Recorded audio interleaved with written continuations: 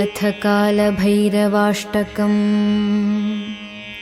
देवराजसेव्यमानपावनाङ्घ्रिपङ्कजं व्यालयज्ञसूत्रमिन्दुशेखरं कृपाकरं नारदादियोगिवृन्दवन्दितं दिगम्बरं काशिकापुराधिनाथ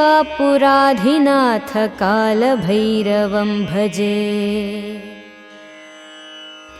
भानुकोटिभास्वरं भवाब्धितारकं परं नीलकण्ठमीप्सितार्थदायकं त्रिलोचनं कालकालमम्बुजाक्षमक्षशूलमक्षरं काशिकापुराधिनाथ कालभैरवं भजे।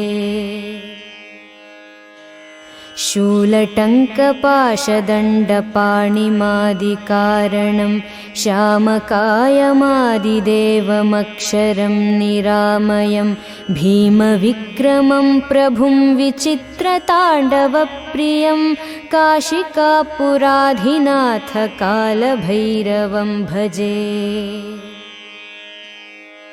भुक्तिमुक्तिदायकं प्रशस्तचारुविग्रहं भक्तवत्सलं स्थिरं समस्तलोकविग्रहं निक्वणन्मनोज्ञहेमकिङ्किणीलसत्कटिं काशिकापुराधिनाथ कालभैरवं भजे। धर्मसेतुपालकं त्वधर्ममार्गनाशकं कर्मपाशमोचकं सुशर्मदायकं विभुं स्वर्णवर्णकेशपाशशोभिताङ्गनिर्मलं काशिकापुराधिनाथ कालभैरवं भजे। रत्नपादुकाप्रभाभिरामपादयुग्मकं नित्यमद्वितीयमिष्टदैवतं निरञ्जनं मृत्युदर्पनाशनं करालदंष्ट्रभूषणं काशिकापुराधिनाथ कालभैरवं भजे। अट्टहासभिन्नपद्मजाण्डकोशसन्ततिं दृष्टिपातनष्टपापजालमुग्रशासनम् अष्टसिद्धिदायकं कपालमालिकाधरं काशिकापुराधिनाथ कालभैरवं भजे। भूतसङ्घनायकं विशालकीर्तिदायकं काशीवासिलोकपुण्यपापशोधकं विभुं नीतिमार्गकोविदं पुरातनं जगत्पतिं काशिकापुराधिनाथ कालभैरवं भजे। कालभैरवाष्टकं पठन्ति ये मनोहरं ज्ञानमुक्तिसाधकं विचित्रपुण्यवर्धनं शोकमोहलोभदैन्यकोपतापनाशनं ते प्रयान्ति कालभैरवाङ्घ्रिसन्निधिं ध्रुवं ते प्रयान्ति कालभैरवाङ्घ्रिसन्निधिं ध्रुवम्। देवराजसेव्यमानपावनाङ्घ्रिपङ्कजं व्यालयज्ञसूत्रमिन्दुशेखरं कृपाकरं नारदादियोगिवृन्दवन्दितं दिगम्बरं काशिकापुराधिनाथ कालभैरवं भजे।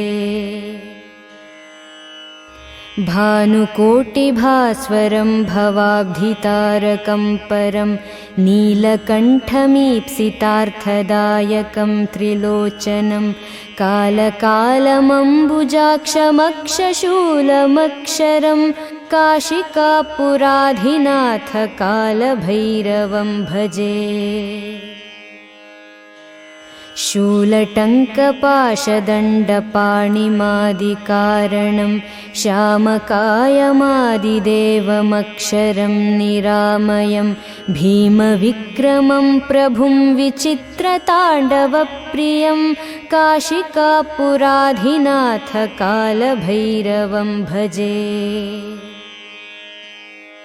भुक्तिमुक्तिदायकं प्रशस्तचारुविग्रहं भक्तवत्सलं स्थिरं समस्तलोकविग्रहं निक्वणन्मनोज्ञहेमकिङ्किणीलसत्कटिं काशिकापुराधिनाथकालभैरवं भजे।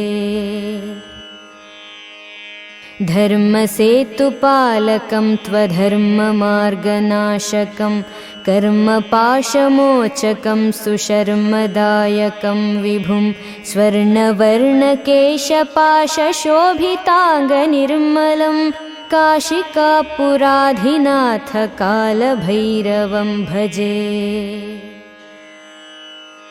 रत्नपादुकाप्रभाभिरामपादयुग्मकं नित्यमद्वितीयमिष्टदैवतं निरञ्जनं मृत्युदर्पनाशनं करालदंष्ट्रभूषणं काशिकापुराधिनाथकालभैरवं भजे।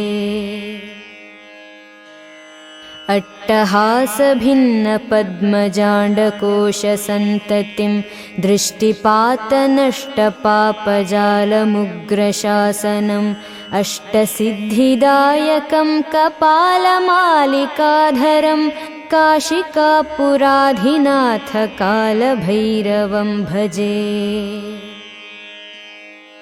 भूतसङ्घनायकं विशालकीर्तिदायकं काशीवासिलोकपुण्यपापशोधकं विभुं नीतिमार्गकोविदं पुरातनं जगत्पतिं काशिकापुराधिनाथकालभैरवं भजे।